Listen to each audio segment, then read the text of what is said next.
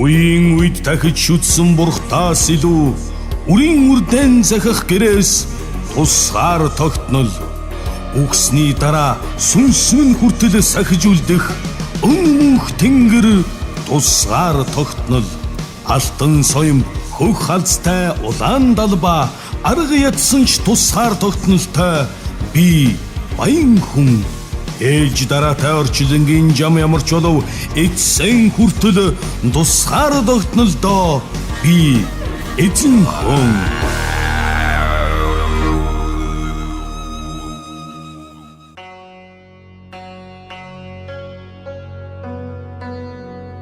Харьяат байх, эргэн байх хоёрын хооронд их ялгаа бий.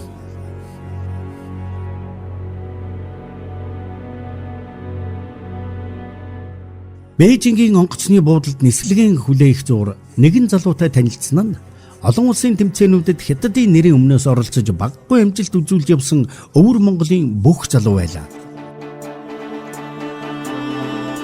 Чухам бүхийн аль төрөл ямар жинд барилддаг энэ тэр нарийн ширийн зүйлсийг мартаж тэр цагаас хойш 7 жил өнгөрч гэхидэл тэр Монгол залуугийн ярьсан нэгэн яриа сэтгэлээс огтхонч гарсангүй.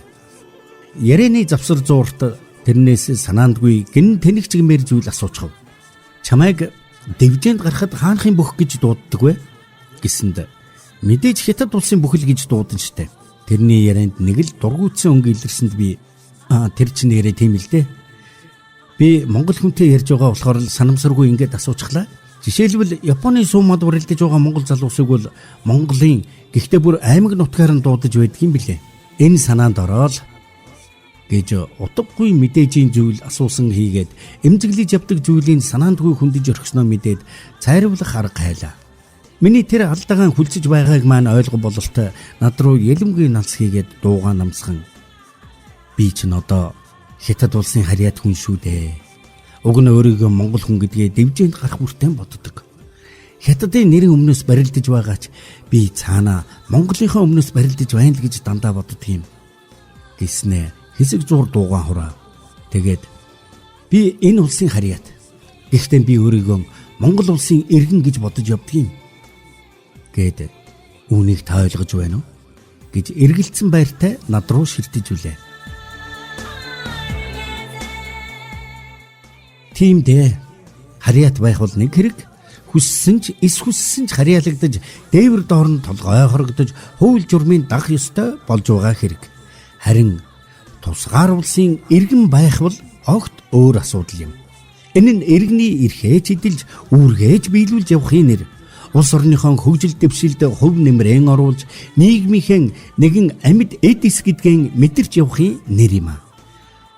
Нөгөө талаар Монгол улс хэмээх Монгол үндэстний бие даасан тусгаар улс оршин тогтнож байгаа нь өнөөх өвөрлөгч залуугийн хувьд хэдий өөр улсын харьяатч гэсэн спортын их дэвжээн дээр тэмцэж ялж ялагдж явахын нь утга учир төдийгүй. Ерөөсөн өөрийгөө мэдэрч амьдарч тэмүүлж яваагийнх нь мөн чанар болж байдаг ажээ. Ер нь өөр улс орны харьяанд байдаг монголчуудад ийм ойлголт мэдрэмж их түгээмэл байдгийн болов уу гэж бодогдсон. Бид л хятадд байгаа үндэс нэгтнүүдэн хятад, Оросд байгаагаан Орос, дундад Азид байгаагаан лалууд гих мэтээр үл тоодог болохоос биш. Тэдний олонхийнх нь хувьд тусгаар тогтносон бүрэн эрхт Монгол улс бий гэсэн итгэл бахархал нь тэдний оршин байгаагийнх нь утга учир, цор ганц найдвар, амьдралынх нь ганц гэрэл гэгээ болж байгаа юмсан уу гэсэн бодол дандаа төрдөг юм а. 2004 он.